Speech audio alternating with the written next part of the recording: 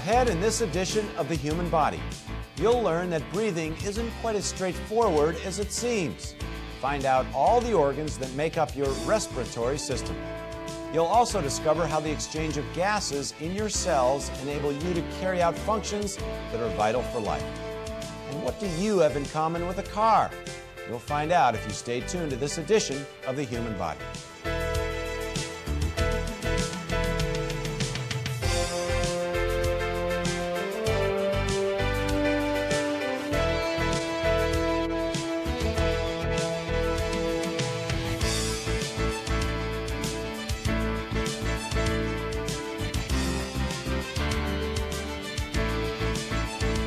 Hello, I'm Mike Dowling. Welcome to this edition of The Human Body.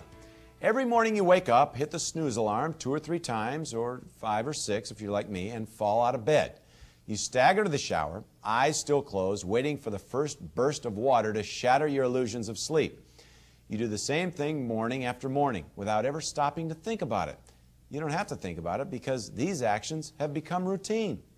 Many of your bodily functions and processes occur in the same way, like digestion or the beating of your heart, for example.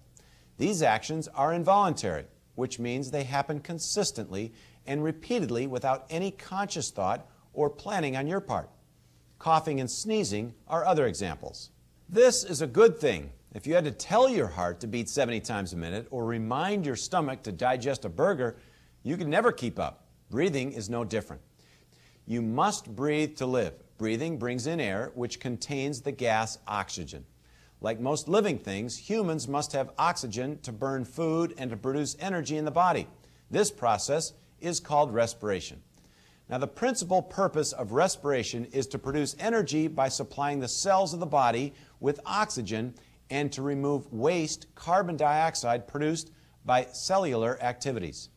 The respiratory system is divided into 2 parts: the upper respiratory system, which includes the nose, pharynx, larynx, trachea, and bronchi, and the lower respiratory system, which is made up of the lungs and related muscles like the diaphragm and other muscles in the chest and throat. Respiration really has 2 meanings. One is breathing, primarily a mechanical function of air being drawn into and pumped out of the lungs.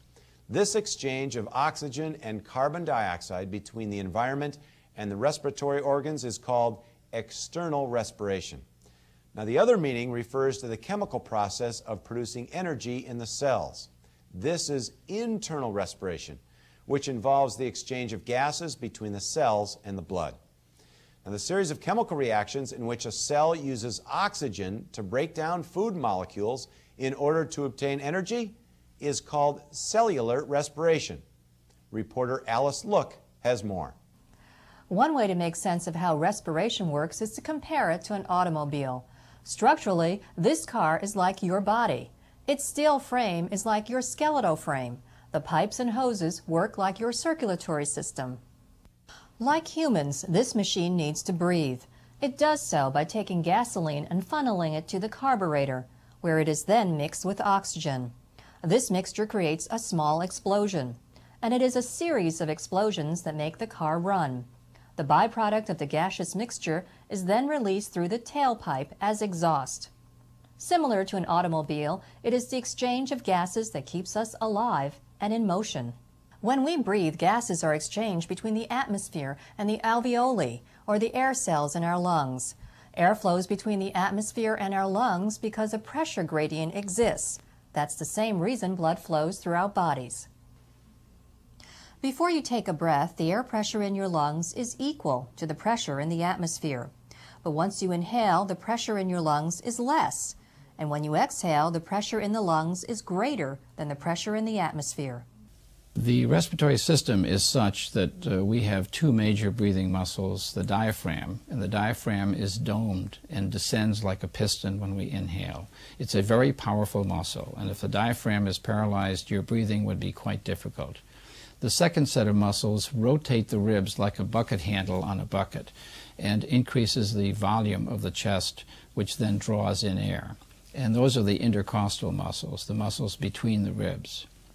So the chest actually increases its dimensions laterally and front to back, and the diaphragm descends when you inhale. That creates a vacuum which pulls air into the lung.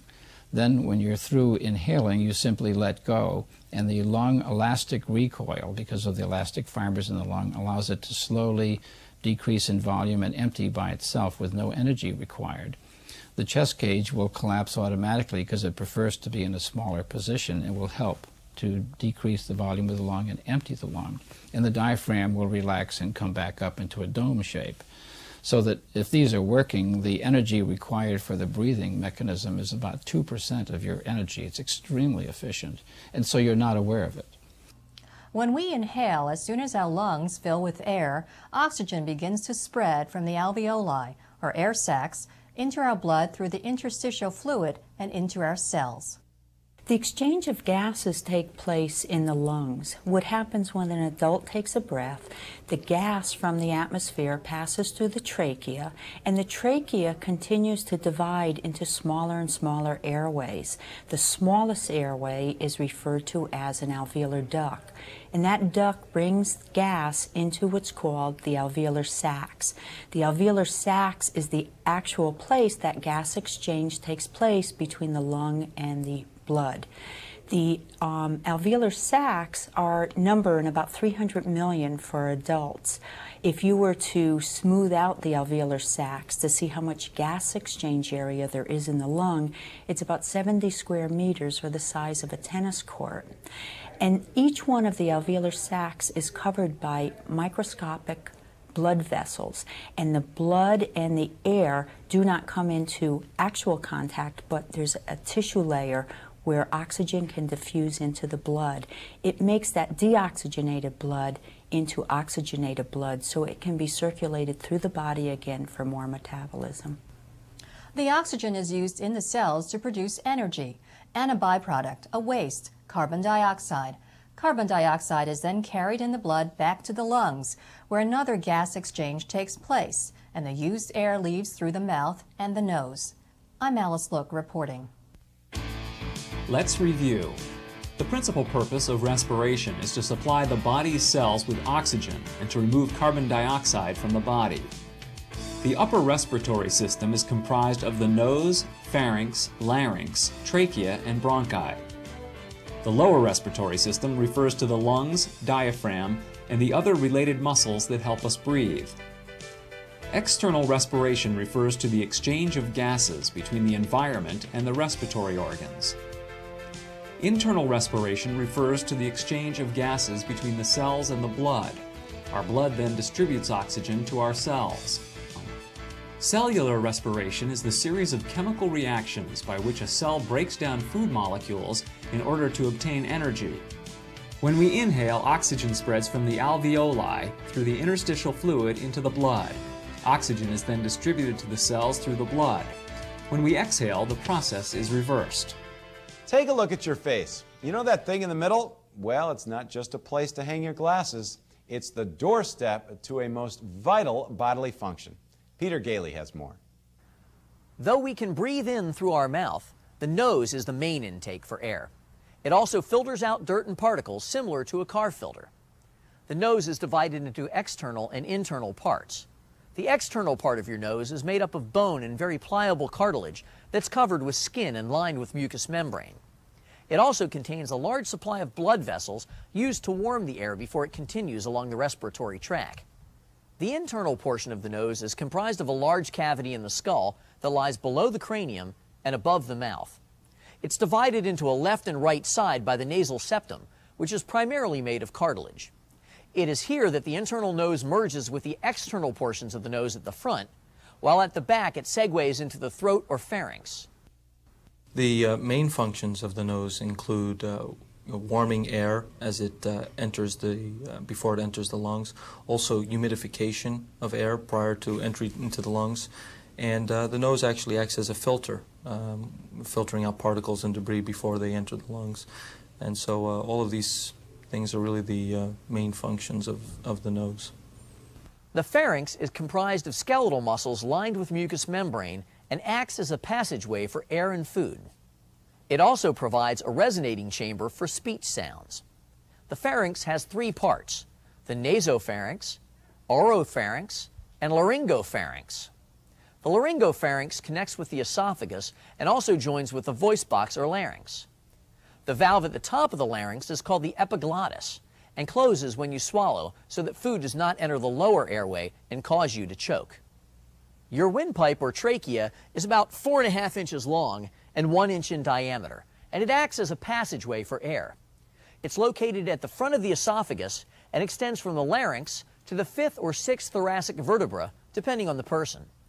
If the trachea is blocked, it must be cleared quickly. The trachea divides into left and right primary bronchi. The left primary bronchus goes to the left lung, and the right primary bronchus goes to the right lung. Upon entering the lungs, each bronchus begins dividing again into smaller and smaller bronchi, the tiniest of which are called bronchioles. Each bronchiole ends in a small air-filled sac called an alveolus. Millions and millions of alveoli together make up our lungs. From the trachea to the lungs, our branching airways have the appearance of an upside-down tree. I'm Peter Gailey reporting. Let's review. The nose is the main passage that allows us to breathe air. It warms and filters the air as it's inhaled.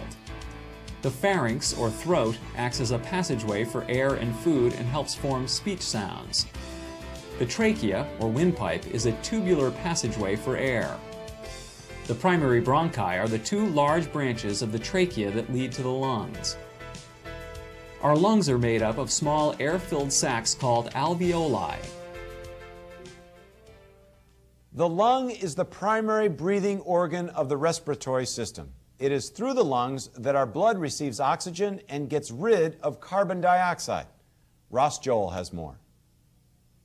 The lungs are cone-shaped organs which rest in the thoracic cavity. There are two lungs, and they are separated from each other by the heart and other structures of the mediastinum, which is the centralmost area of the thoracic cavity. Now, each lung is surrounded and protected by two layers of serous membrane, which are collectively referred to as the pleural membrane. Now, between the lung in the chest cavity and the inside of the chest cavity itself are two membranes known as the pleura. And one is visceral pleura. It's up against the edge of the lung on the outside, coating the entire lung. And the other one is coating the inner chest wall. Those membranes are continuous. They're just one continuous membrane. They're both connected. And in between them is a microscopic layer of water that allows them to slide one against the other without causing pain or discomfort. When you have inflammation of the pleura from a pneumonia or from an injury, you then have sharp pain every time you take a deep breath, and that's because you've inflamed the membrane. And those two membranes are rubbing together in the inflamed area, so every time you take a deep breath or cough, it's extremely painful, like a knife being stuck into your chest. Your lungs extend from your diaphragm to a point approximately 3/4 of an inch above the clavicles. The lower portion of the lung is broad and is known as the base. It is concave and fits over the convex portion of the diaphragm. The uppermost portion of the lung is narrow. It's called the apex, or the cupula. Both the front and back surfaces of the lungs lie against the rib cage. These surfaces are rounded to match the curvature of the ribs. Each lung is divided into lobes. The right lung has 3 lobes, but the left lung has only 2. The left lung is somewhat smaller because it shares its half of the chest cavity with the heart. What makes us breathe? Well, the rib muscles and the diaphragm contract and relax because of nerve impulses transmitted to them from centers in the brain. These nerve impulses come from the respiratory center of the brain, also known as the breathing center. This area is located in an area of the brainstem called the reticular formation. When there's a certain amount of carbon dioxide in the blood reaching the brain, it triggers the breathing center to send out a signal telling the respiratory muscles to contract. I'm Ross Joel reporting. Let's review. The lung is the primary breathing organ of the respiratory system. The lungs are 2 cone-shaped organs in the thoracic cavity. Each lung is protected by 2 layers of serous membrane called the pleural membrane. The base is the broad lower portion of the lung. The apex is the narrow uppermost part of the lung. The rib muscles and diaphragm contract in response to nerve impulses from a part of the brain known as the breathing center. You know, it's obvious there's a lot going on inside us to make respiration happen. But what would happen if our airway was to become blocked, or if we stopped breathing altogether? Reporter Carrie Rogers has more.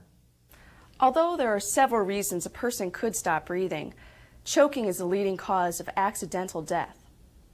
When someone chokes on a piece of food, it lodges in the throat, making it impossible for the victim to speak or breathe. Choking occurs most frequently during inhalation, when the food is sucked against the glottis of the larynx, blocking the airway. Without intervention, severe brain damage or death can occur in 4 to 6 minutes.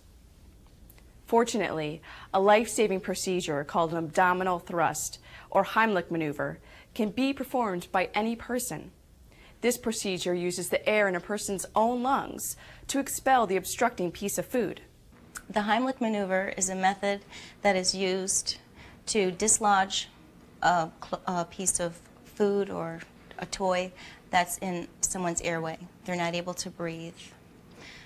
Basically, you clench your fists together, put them below the rib cage, and apply an inward and upward thrust, and it's done rapidly so that the air that's in the person's lungs will push whatever is obstructing their airway up and out.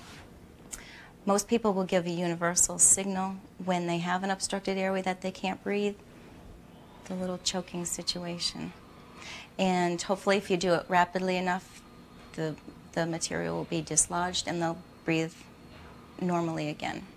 Although the abdominal thrust is easy to master, there's a distinct possibility of cracking ribs if performed incorrectly. Therefore, it is best to learn the procedure from a certified instructor. Another valuable life-saving tool is called cardiopulmonary resuscitation, or CPR. When a person's heart stops beating, the body is being deprived of oxygen. It is important to take action to get the heart moving again as quickly as possible. You perform CPR when you come upon someone who is unresponsive. They don't awaken to their name or painful stimulus. And you also need to check to see if they have a pulse and breathing. If none of those are occurring, then you need to start CPR and call for help. If you are interested in learning how to perform an abdominal thrust, or CPR, contact your local emergency medical squad, fire department, or community college to get information on when classes are being held.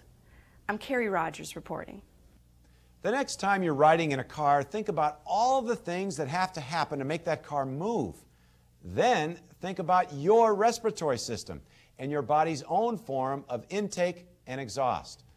Thanks for joining me for this trip through the human body. I'm your host, Mike Dowling.